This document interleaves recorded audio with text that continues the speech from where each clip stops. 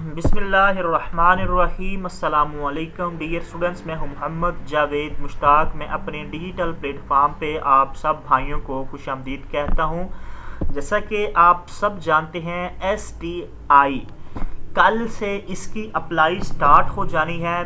12 तारीख से लेकर 21 तारीख तक आप अप्लाई कर सकते हैं। तो अप्लाई की फ़ीस भी आप सबको पता 1000 है। तो आज की वीडियो बनाने का मकसद ये है कि दो मोस्ट इम्पोर्टेंट क्वेश्चन मेरे से पूछे जा रहे हैं।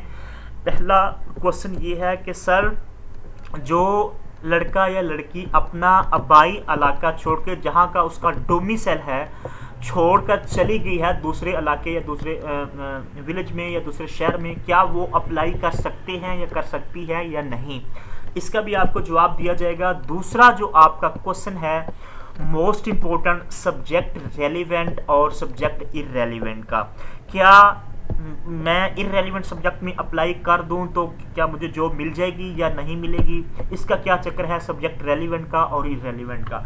ये जो आपके दो मोस्ट इम्पोर्टेंट क्वेश्चन है, आज की इस वीडियो में आपको तफसील के साथ इंशाल्लाह बताने जा रहे हैं। चैनल को ज़रूर सब्सक्राइब कीजिएगा, वीडियो को ज़रूर लाइक कीजिएगा।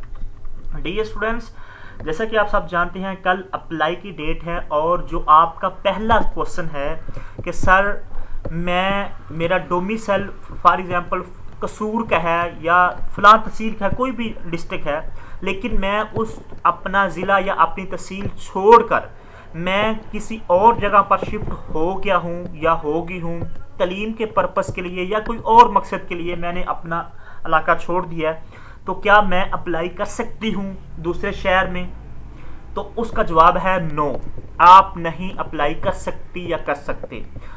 अगर किसी लड़की की शादी हो गई है, वो अपना आबाई इलाका उसको डेफिनेटली छोड़ के फिर जाना ही है, तो वो अप्लाई कर सकती है अपने हस्बैंड के डोमिसाइल पे, उसको जॉब मिलेगी और उसको प्रेफरेंस भी दी जाएगी। लास्ट टाइम भी ऐसा हुआ था, वज़ीर तालीम ने आके खुद बताया था कि जिन लड़कियों की शादी हो चुकी है वो अपना इलाका छोड़ के दूसरे इलाके में चली गई हैं, अब उनको जॉब मिलेगी उनके हस्बैंड के डोमिसाइल पे इंशाल्लाह।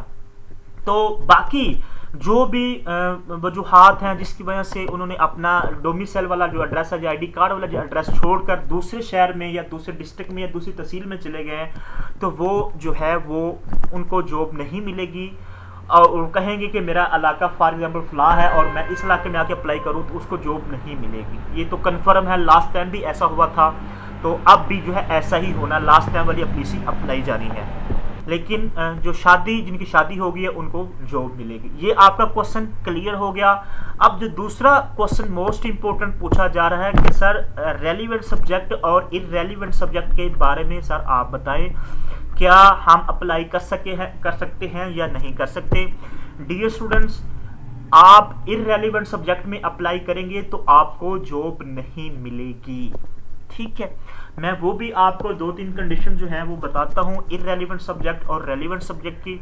फॉर एग्जांपल, आपके विलेज में एक स्कूल है, वहाँ पे एक सीट है एक स्कूल में इंग्लिश की, ठीक है, इंग्लिश की सीट है, और आप जिस विलेज में स्कूल है उसी विलेज में लोगों ने अप्लाई किया, स्टूडेंट ने अप्लाई किया हुआ है और उनका इंग्लिश ही सब्जेक्ट है, तो उनकी जॉब तो कन्फर्म है, ठीक है। अगर एक ने अप्लाई किया है इंग्लिश में, उसका मेरिट चाहे 50 है चाहे 40 है, लास्ट 40 वाले मेरिट को भी जो है वो जॉब मिली थी, उनका सब्जेक्ट भी रेलिवेंट था और वो उसी विलेज में रहते थे जहां स्कूल है, जहां पे सीट अनाउंस की गई है, तो बाकी 90+ 92 वाले फारिग हो गए थे।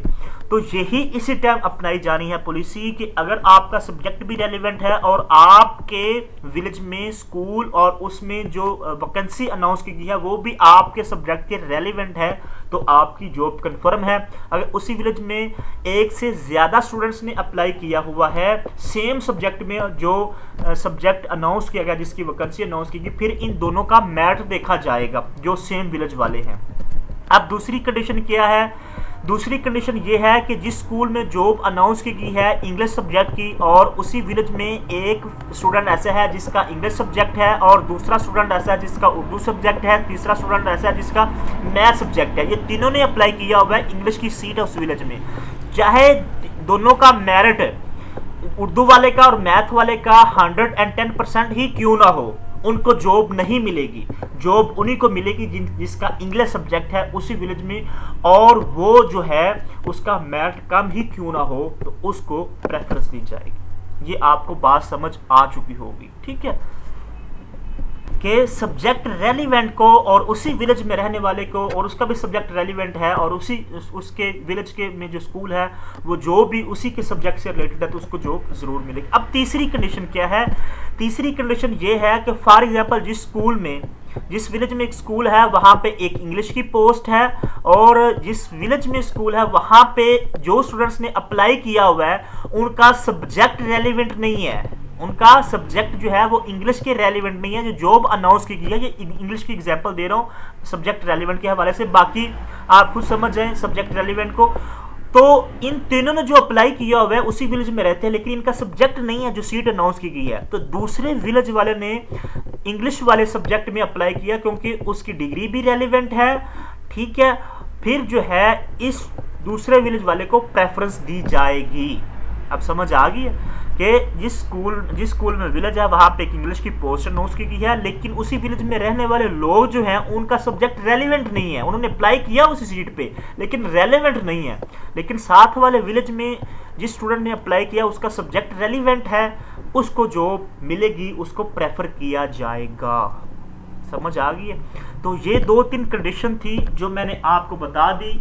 We can say in simple word के सब्जेक्ट रेलिवेंट को प्रेफरेंस दी जाएगी। अब जिनका सब्जेक्ट मैथ है और उन्होंने अप्लाई इंग्लिश में कर दिया तो उनको जॉब तो भी नहीं मिलेगी ना।